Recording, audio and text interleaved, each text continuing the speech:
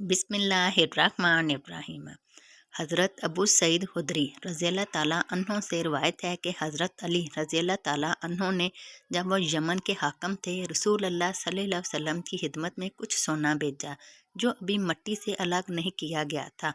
आपने वो सारा सोना तकसीम फरमा दिया।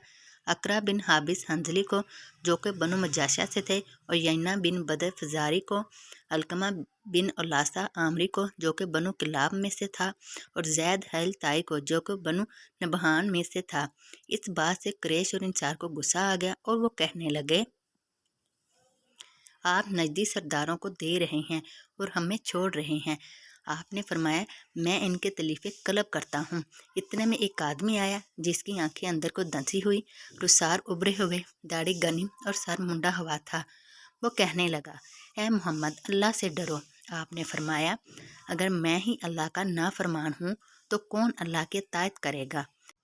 इस अल्लाह ताला ने तो मुझे ज़मीन वालों पर अमीन बनाया है, तभी तो मुझे नबूवत से सरफराज फरमाया है, लेकिन तुम मुझे अमानतदार नहीं समझते।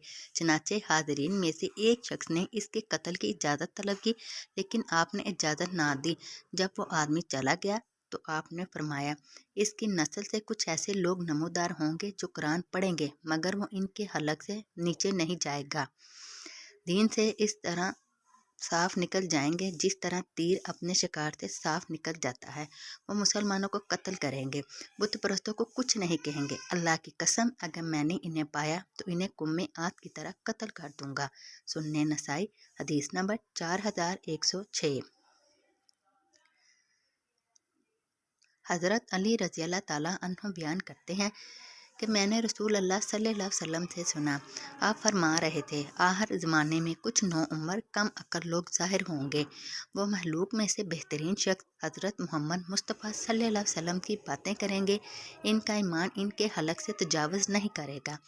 दीन से इस तरह निकल जाएंगे जिस तरह शिकार के जिस्म से तीर साफ निकल जाता है। जब तुम्हारी इनसे मुलाकात हो तो इन्हें बेदरेग कत्ल करो, क्योंकि इनका कत्ल करने वाले के लिए क़यामत के अजर सवाब का ज़रिया होगा। सुन्ने नसाई, हदीस नंबर 4107।